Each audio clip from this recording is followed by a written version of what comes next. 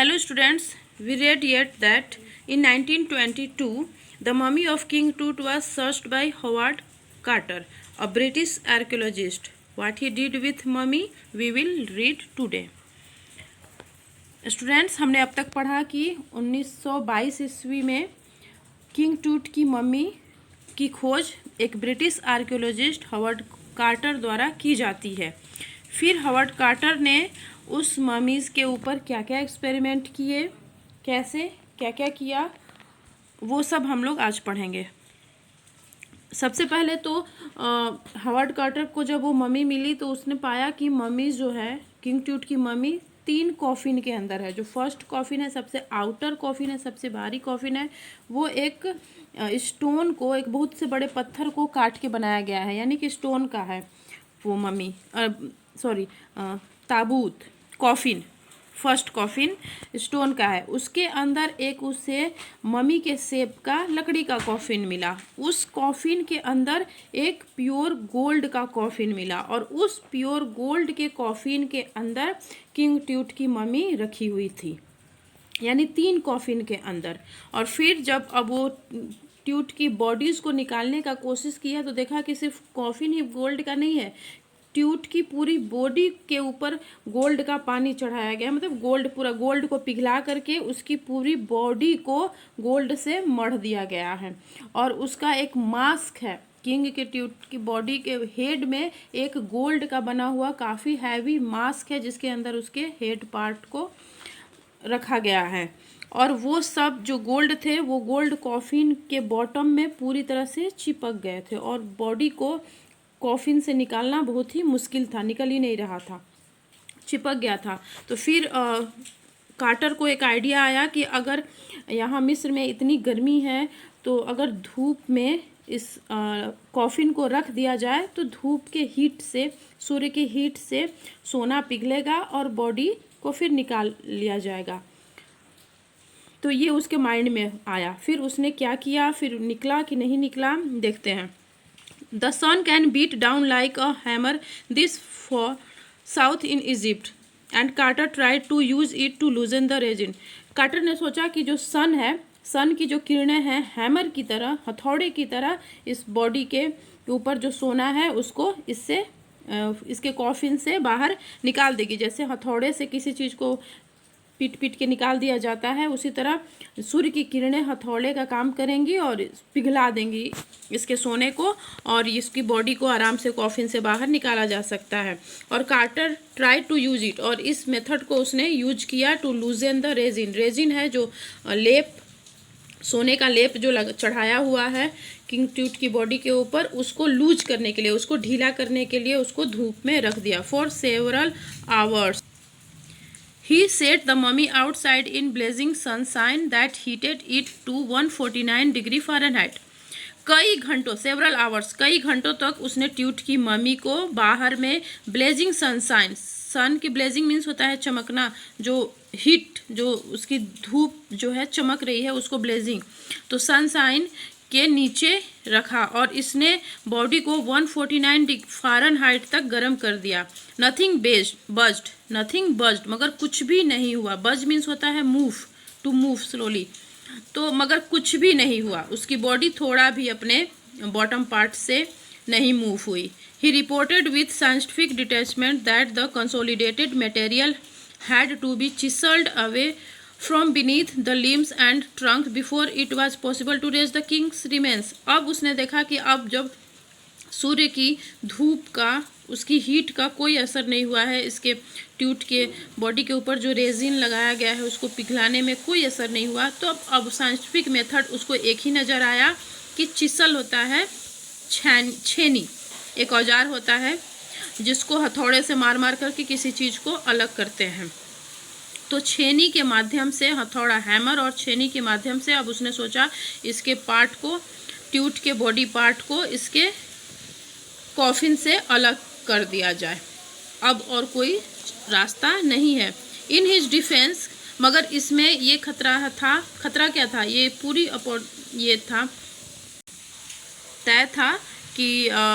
उसके पूरी बॉडी एक साथ चिसल्स के द्वारा, छेनी से पूरी बॉडी एक साथ नहीं निकलेगी, उसके लिम्स, उसके ट्रंक, बॉडी पार्ट मतलब अलग अलग काट काट के निकाले जाएंगे।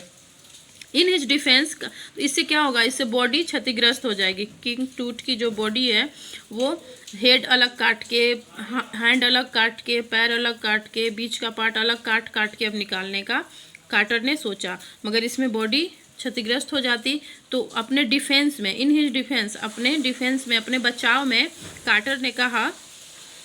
Quarter really had little choice, उसने मतलब अपने डिफेंस में कार्टर, उसके पास चॉइस नहीं था। If he had not cut the mummy free,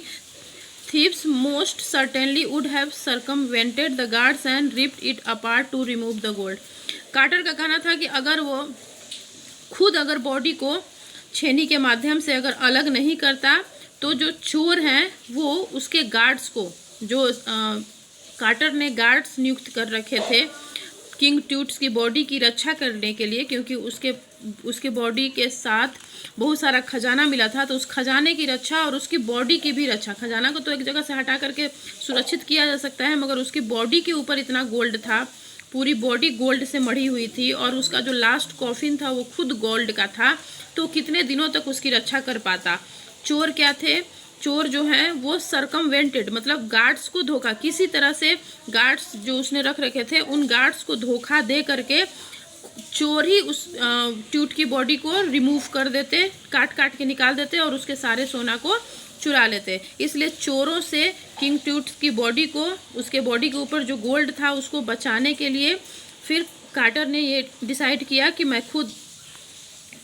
छेनी से इसके बॉडी को काट के निकाल दूं। In Toots' time, the royals were fabulously wealthy, and they thought or hoped they could take their riches with them। अब ट्यूट के समय का दे रहा है कि जो किंग ट्यूट था उसके समय में जितने भी रॉयल्स थे, यानी रॉयल फैमिली के मेंबर्स थे, राजा, राजकुमार, रानियां, वो सब फेबुलसली वेल्दी, बहुत ज़्यादा धनी थे, उनके पास ढेर सारा सोना चांदी, हीरे जवाहरात थे, और वो लोग ऐसा सोचते थे और होप करते थे, आशा करते थे कि वो लोग they could take their riches, वो अपने रिचेज यानी अपने धन को अपने साथ लेके जा सकते हैं, for his journey to the great beyond, मतलब मरने के बाद भी अपने रिचेज को, अपने धन को अपने आफ्टर लाइफ में के वाले ज़िंदगी में लेके जा सकते हैं। King Tut was lavished with glittering goods, इसीलिए किंग टूट्स की बॉडी के साथ उसके बहुत सारे खजाना एक तरह से उसके साथ दफन किया गया था, क्योंकि वो लोग ऐसा बिलीव करते हैं कि मरने के बाद आत्मा, राजा की आत्मा इन सब चीज़ों का उपयोग करती है और अपने आफ्टर लाइफ में ले जाती है, वहाँ भगवान के पास लेके जाती है। किंग टूट के साथ क्या क्या खजाना था? King Tut was lavished with glittering goods, glittering यहाँ पे चमकने वाला, गोल्ड, गोल्ड के लिए ग्लिटरिंग वर्ड आया था क्योंकि सोना बहुत चमकता है, गुड्स यानी सामान, तो ग्लिटरिंग गुड्स के साथ लेविश्ड था, मतलब उसको बहुत सारा उसके साथ सोना दफन हुआ था। प्रीसियस कॉलर्स, बहुत ही बहुमूल्य कॉलर, इनलेड नेकलेस, नेकलेस जिसके ऊपर बहुत सारा उस पर कलाकृतियाँ, इनलेड मीन्स होता है कलाकृति बनाई हुई, डिज़ाइन, इनलेड मीन्स यहाँ पे डिज़ाइन है, तो डिज़ाइन वाले नेकलेस एंड ब्रेसलेट जो हाथ में पहनते हैं, रिंग्स, एमुलेट्स, ताबीज और सेरेमनियल एप्रॉन, कपड़ा, sandals, seats for his finger, उसके अंगुलियों के लिए सीट्स, पहले ज़माने मिस्र के समय के राजा लोग अपनी अंगुलियों में सीट्स पहनते थे, सीट्स होता था एक ग्लव्स की तरह, ग्लव्स तो पूरे हैंड में पहना जाता था, सीट्स सिर्फ फिंगर्स में पहना जाता था, गोल्ड का होता था, उसके अंदर फिंगर्स को घुसा दिया जाता था और सिर्फ अंगुलियों तक होता था, हैंड्स तक नहीं, तो वो अंगुलियों में पहने जाने वाले, और वो फिंगर्स में नहीं, टोज में, पैरों की अंगुलियों में भी पहने जाते थे, तो seats for his fingers and now the iconic inner coffin and mask, और सबसे अंदर वाला उसका कॉफिन जो कि गोल्ड का था, और उसका गोल्ड का mask, all of pure gold, सब के सब प्योर गोल्ड से बने थे। To separate Tut from his adornments, Carter man removed the mummy's head and severed nearly every major joint, Tut को उसके अडॉर्नमेंट, उसके सारे ये सब जो गहने थे और गोल्ड था, इससे निकालने के लिए कार्टर के जो मेन थे, उसके आदमी थे, उन्होंने पहले तो ट्यूट की मम्मी के हेड को काट के अलग किया, फिर उसके बाद सीवर्ड मीन्स होता है काटना, नियरली एवरी, और उसके सारे मेजर जॉइंट्स, हाथ के जॉइंट्स, पैर के जॉइंट्स, सारे जॉइंट्स को काट काट के अलग कर दिया। Once they had finished they reassembled the remains on a layer of sand in a wooden box with padding that concealed the damage. फिर उसके बाद उन्होंने हाथ पैर, उसका हेड और बीच का पार्ट सब जब अलग अलग काट काट के निकाल दिए और उसमें जितने भी गहने थे वो सब निकाल दिए। फिर उसके बाद उन सब ने सारे उसके रिमेन्स, ये मतलब बॉडी पार्ट्स के जो रिमेन्स हैं उनको एक बॉक्स में, वुडन बॉक्स, लकड़ी के बॉक्स में सैंड का लेयर, बालू का लेयर लगाया और उसके अंदर सारे बॉडी पार्ट्स को, जैसे होता है इंसानी शरीर में उसी तरह, सबसे ऊपर हेड, फिर उसका बीच का पार्ट, फिर दोनों हाथ, फिर दोनों पैर, फिर जैसे जैसे रखा जाता है वैसे मिला करके सब रख दिए। और पैडिंग यानी गद्दा भी लगा दिए ताकि सारा डैमेज इधर उधर,